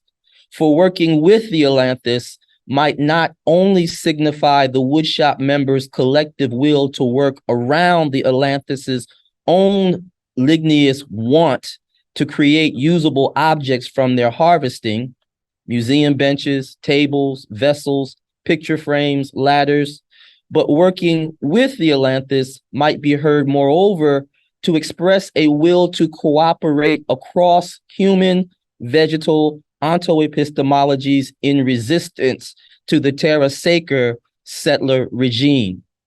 That is, against the stratagems of capital to alternately curse and sacralize the post-industrial ghetto after the manner of the Homo sacer in Agamben, precisely in order to lay waste to the accursed land that is also simultaneously made sacred by the created fiction of its unclaimed virginal availability to financialized missionary stewardship.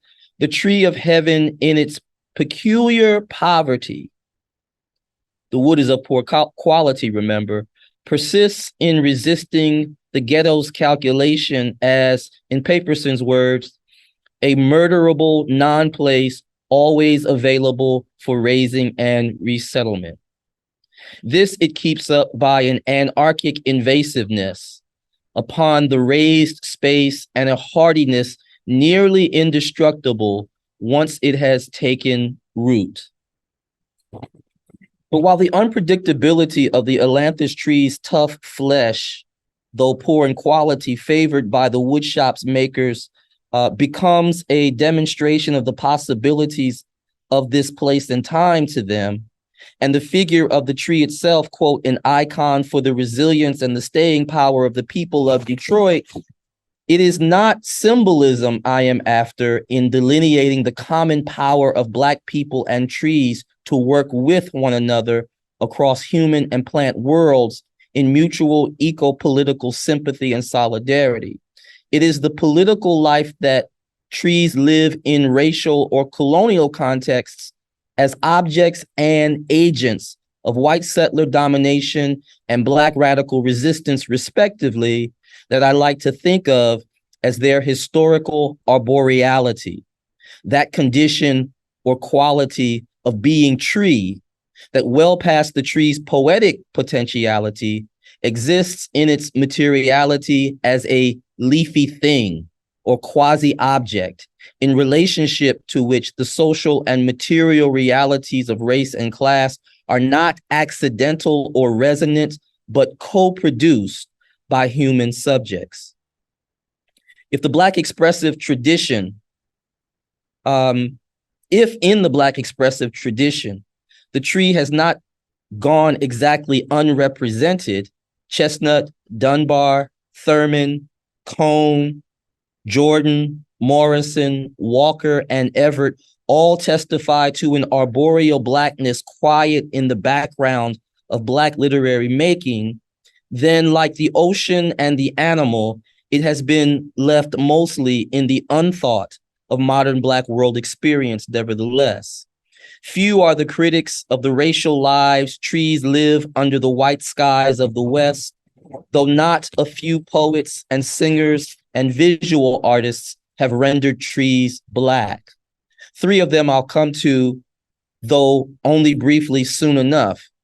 Just now, a certain clarifying of the condition of Black arboreality seems the more exigent tack. I mean to say and convey clearly that Black arboreality, or the Blackness of trees, is not the formulation of an imagined anthropomorphism analogizing the ecological lives of marked tree species to racial subjection by white interests over Blacks in the human community, nor conversely the infiguring of Blackness into treeness purely imagistically. The tree of heaven, that is not like the Black or indigenous subject analogically. It does not figurally stand for one or the other. Rather, in the social relations between organic things constituting our North American ecosystem, the ailanthus is the Black human's biotic brother or sister subject, and thus, in a sense, also Black in its own right.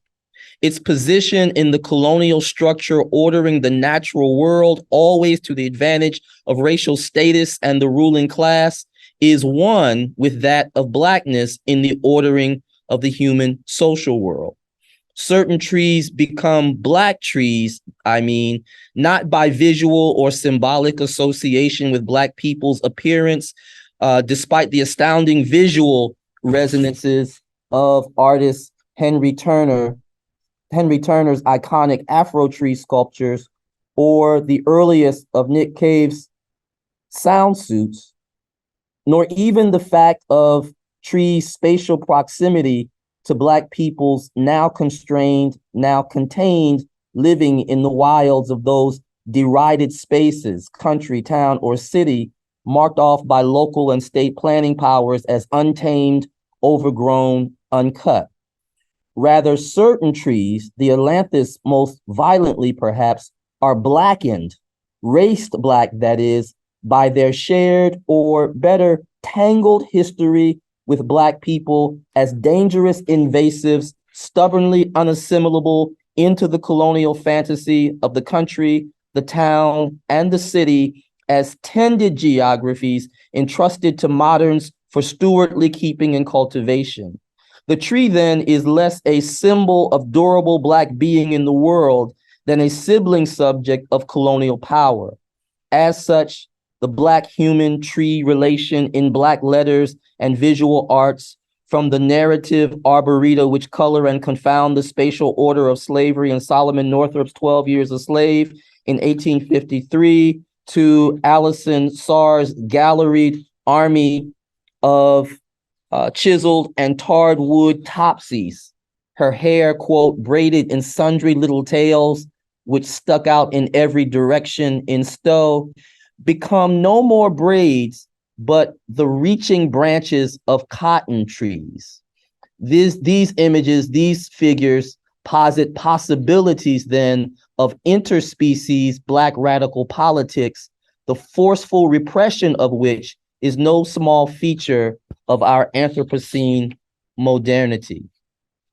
I'm bringing it to an end now. Springing up in the interstices of the plantation and the legacy geographies where Mimi Scheller and J.T. Roane locate their insurgency, those trees and wild flora enlisted in the racial struggle against colonialism and any more capitalism cannot but recall the ghetto palms growing in boarded up lots and out of neglected rubbish heaps, out of cement in Brooklyn or in Detroit, or spreading among the native varieties, which in truth are no more native than the ailanthus in post-plantation Charlottesville, which in truth is no more post-plantation than Thomas Jefferson's 5,000-acre UNESCO World Heritage Site Monticello.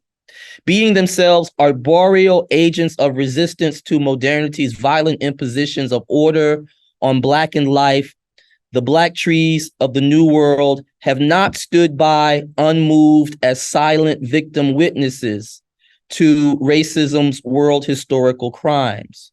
Rather, they strain to shade and provide spine for the ones found wilting or limp under time's high noon bake. Rather, they persist, as June Jordan says, in an irony profound. If, as Fred Moulton insists, that Blackness is a testament to the fact that objects can and do resist, then, ironic or no, the ghetto poem is as Black as it sounds. Black in its anarchic relation to the colonial ecological fantasy, lifting up a poetry and a Black radical politics at one and the same time. Thanks so much. Thank you so much, Maurice, for that. Thank you. Say, in the interest of time, I want to kind of quickly move over to introducing Professor Dana Cypress to begin our Q&A section.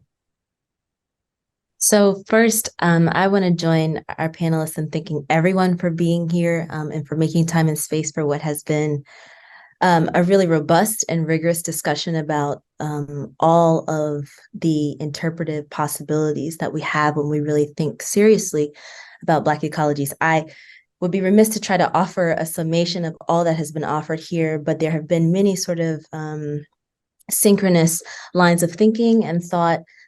We've been asked to think about loopholes of Blackness and how Blackness insists on loopholes, the ways that marshes and trees and dirt could be companion species for thinking about freedom and who we might be in the world alongside the natural environment, or even the environment as it is constantly conscripted. We've been asked to think about also the ways that Black visual art is central to how we're reading in Black literary ecologies, and thinking of a lot about Black feminist criticism and eco-criticism, and how that asks us to rethink questions of the desires of the Black bourgeoisie. So I want to invite those who are in attendance for our panel discussion to, if you would like to ask a question, to put your question in the chat. We already have one question populated, and so I'm going to try to pose that to all of the panelists for you to answer to begin our conversation together. The first question asks, given that much of the work presented takes from spiritual traumas, what accountabilities do scholars bound to institutions feel that they have to spiritual lineages, which include hoodoos, conjurers, and root workers?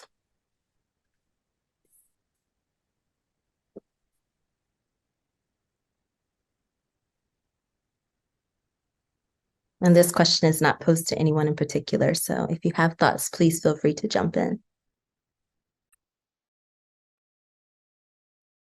I guess I would say that among our responsibilities is to take very seriously those traditions as offering alternative epistemologies. They should come to challenge what it is that we think we're doing every time we think we're doing it, in ways responsible to our training. There's a way in which I think those traditions help us learn what it means to be untrained, when training is part of the problem that we're trying to undo, when training is part of the project of colonialism. So at the very least, and I don't pretend to have a comprehensive response to the answer, but at the very least, I think these traditions are epistemologies, cosmologies, ways of knowing that that help us to get at something I think I heard JP argue, help us think about alternative worlds in an ethical way. Thank you so much, Dr. Wallace.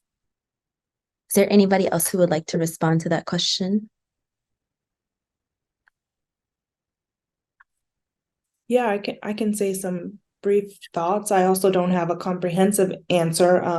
I think, you know, with artists like Beverly Buchanan, poets like Lucille Clifton, I think it's precisely our work in Black studies to tease out how those lineages become epistemologies for these writers and artists, right? Where they have been taken up by other scholars in ways that elide or flatten or neglect or don't know about the importance of these sort of spiritual traditions and lineages to the work that they were making. And then I would also say, in terms of feeling a responsibility, you know, I also feel a responsibility not to deploy the methods of the university to sort of think about sort of traditions that are passed down and that are transmitted and that are within our communities and that don't necessarily need to be the subject of ethnographic investigation all the time, I guess.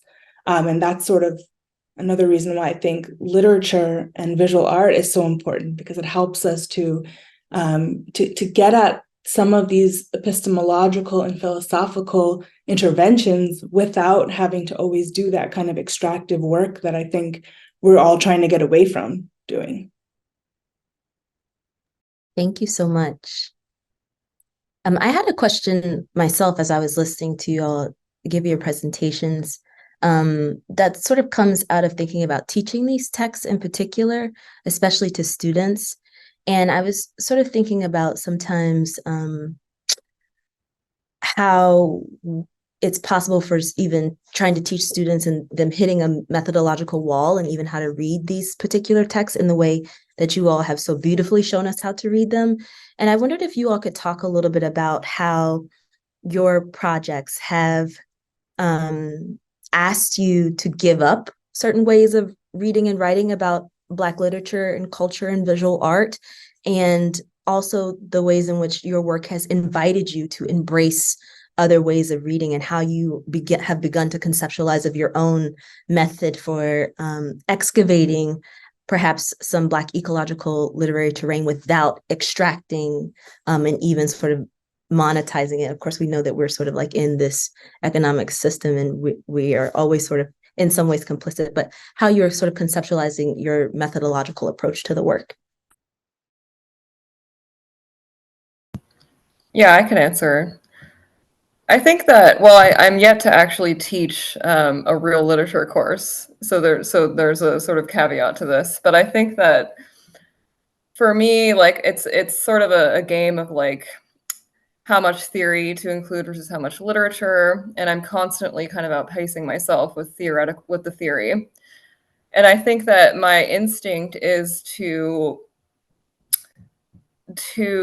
encourage students to look beyond, like something like, I think they tend to go into a text thinking about like authorial intent, and they're very invested in symbols and metaphor. And part of what I do is trying to get them to divorce, especially like when we're thinking of animal symbols or nature as a symbol, trying to divorce them from that kind of thinking, which is difficult because, you know, inevitably the works that we read, I mean, there's usually a symbolic intent involved in what the author's doing with animals or with nature. And I haven't quite figured out how to work that out, other than kind of exposing them to these theories and saying, see what you can do, like between the lines or in a subtextual way, or even reading against what the author might have intended. And that's kind of a difficult thing to do, because it's kind of a sticky space of it feels antagonistic to the author at times. Yeah, that balance can be really, really critical, but to teach, but hard to come by. Yeah, go ahead. Thank you so much for that beautiful question. It's, and also what other panelists have already said about this, it's so interesting, because what I think we often need in order to read differently is time and attention and care, which are all things that the university, the neoliberal university, wants to take from us. So I think that is something that motivates often me going into a classroom and trying to take that time that we don't have with these texts that offer us so much, but that also need to be read with such generosity. And that's why I think there's a particular focus on specificity and taking time to learn about specific places and histories that can then allow us to understand, to theorize from the ground up. I know the Marxism is showing, but like yeah, that's I think something that's really important. Time, care. Absolutely, absolutely. If I can jump in on this question, and thank you, this is a really important question. I think one of the things I try to encourage students to give up in terms of studying these type of texts and coming away with a particular kind of reading is first to give up the nation state, give up that project, give up your investment in that as a means to give up a certain kind of fidelity to U.S. empire, fidelity that many students have and don't readily know it, right? It comes to surprise them that they actually are so invested in U.S. imperialism. But for my own work, it starts with giving up the nation state to think more broadly in terms of the scale of geographies and ecologies that we can think through. And I think it's also about giving up a particular kind of celebrity or iconicity around Black literature, right? So what does it mean, I think, to Christine's point, not to say, okay, I'm going to read the most iconic text by Gloria Naylor, for example, and actually understand that she meant her first 4 novels to be read as a quartet, right? So what does it mean to actually give up a certain kind of celebrity or a certain kind of attachment to iconic texts? Or texts in Black literature that achieve a celebrity status in favor of a certain kind of practice of time and care, especially for Black women writers, many of whom were writing so prolifically and across genres to answer these kinds of questions around Blackness and ecology. Thank you so much for that. I think that that's really, really important. And it is very hard to get students to let go of that. We have about 2 minutes left. So I'm going to just pose one question that actually comes out of one of the presentations, actually the presentation from Dr. Gill-Sadler. You said in your presentation that you wanted us to sort of think about how literary scholars elaborate the consequences of Black bourgeoisie desires in ongoing imperial projects. I sort of felt like I heard echoes of that also in JP's presentation and Dr. Wallace's presentation when he sort of presented this missive, this neighborly or maybe not so neighborly missive about the trees. And so I wondered if you wanted to maybe, if there was more time, approximately 1 more minute to your presentation, if there was something else that you wanted to say or alert us to that we should be thinking about as we continue to read across Black literature and Black visual art and culture. That I want to elaborate on? Sure, or anyone really. Yeah. Okay, because I can't do it in a minute. I won't put that pressure on you. So with that, we're nearing the 7 o'clock hour. We want to say thank you so much to everyone for making the time and space to be here, to listen and to be present. And it is our hope that you will continue on with us as we continue to ask and answer these difficult questions. And with more time, we will have perhaps more answers, but even better questions. Thank you so much. Thank you. Thank you, Dana. Thank you all to the panelists. I want to share as a shameless plug for our next program, flyer. If I can pull it up real quick. I know I'm over our time, but we'll be thinking about film and Black Southern places. I'll be sharing some of my own recent work as well as Victor Lee Gibbons, and then we'll have talk back and conversation. That will be on November the 7th, 2023, the same time, also via Zoom webinar. So if you see, you can get the QR code and we'll be circulating this more. And again, this will also be, in collaboration with Dr. Maurice Wallace and the other folks at the Black Lab Experiments and Critical Black Studies in the English department at Rutgers. And we are, again, so grateful and thankful to everyone for these wonderful contributions to this Black Ecologies conversation. And I just, we are hoping to have a sort of special issue that comes out of this conversation. So we'll continue and all of that. And again, and thank you, Sabiha, who's in the behind the scenes here for making this all possible, as well as the other ISGRJ staff. And thank you all for coming. Thanks so much.